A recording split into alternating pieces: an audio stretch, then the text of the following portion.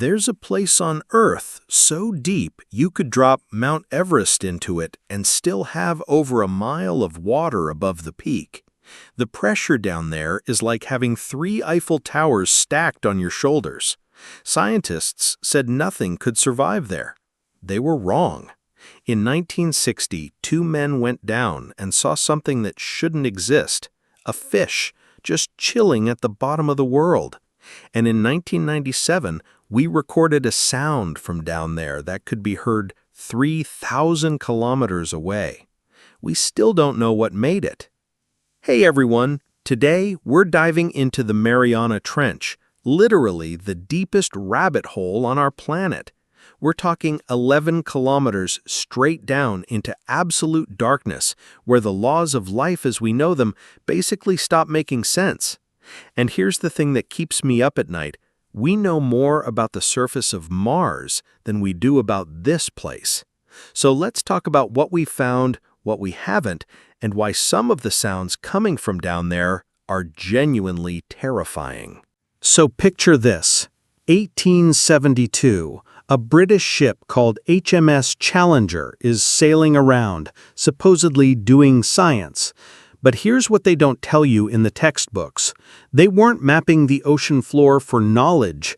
They were doing it for military advantage, trying to figure out where to lay underwater cables and optimize naval routes.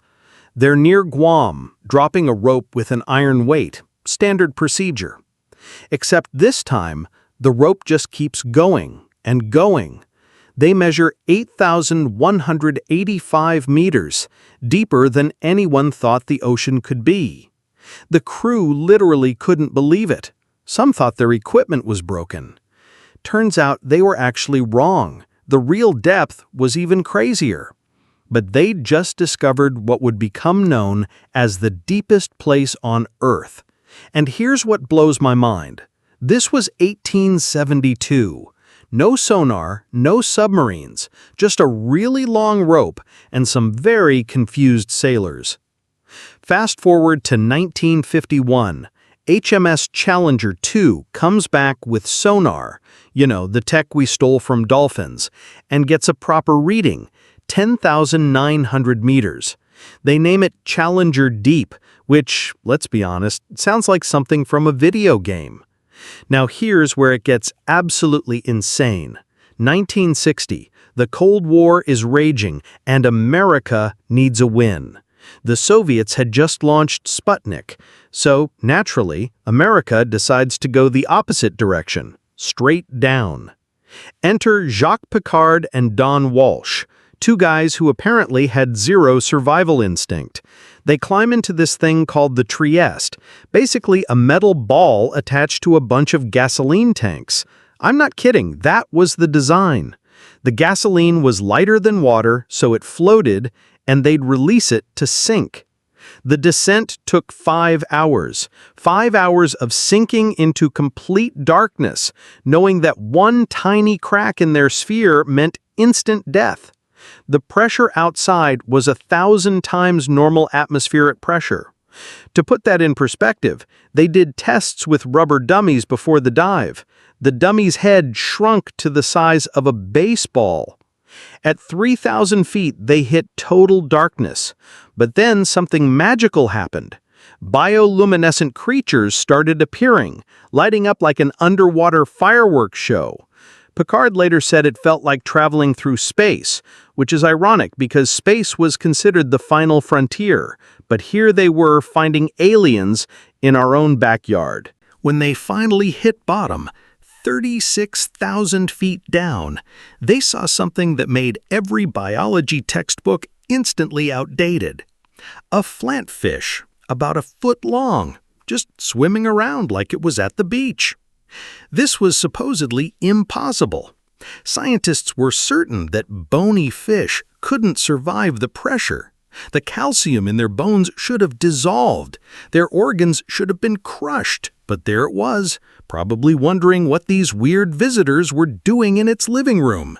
Piccard wrote in his journal, "The answer to the question biologists had been asking for decades was suddenly before us.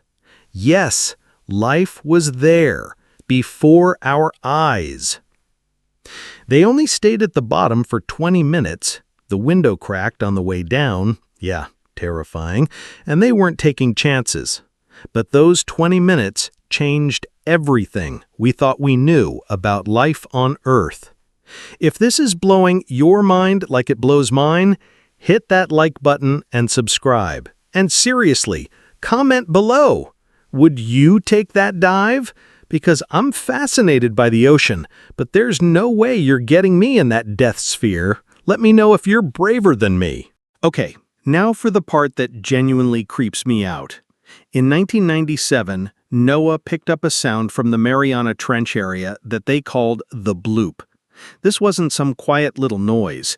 It was loud enough to be detected 3,000 kilometers away.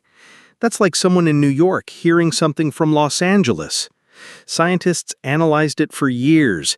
It wasn't an earthquake. It wasn't any known marine animal. Some suggested it could be a massive, undiscovered creature.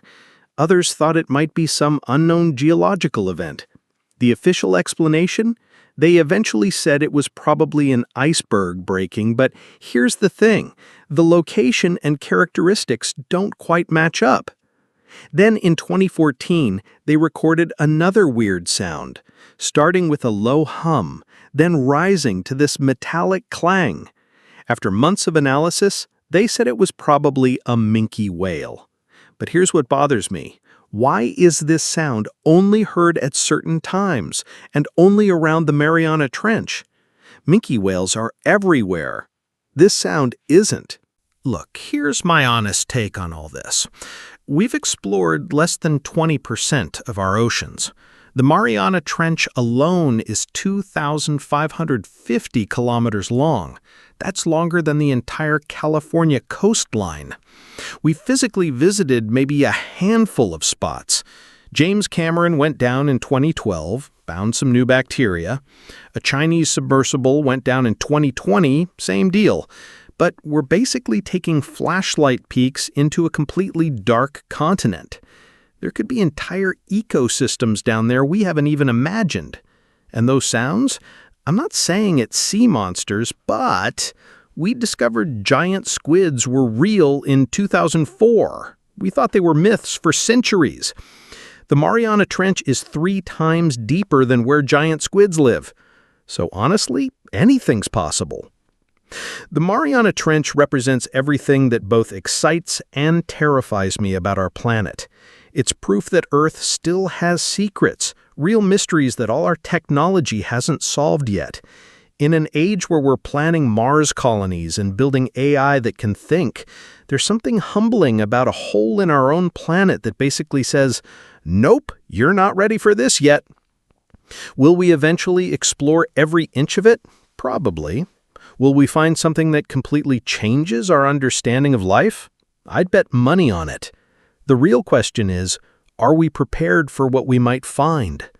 What do you think is down there? Drop your theories in the comments. The wilder, the better. Because honestly, reality down there is already stranger than fiction. See you next week, where we're going back to tech that won't crush us under 1,000 atmospheres of pressure.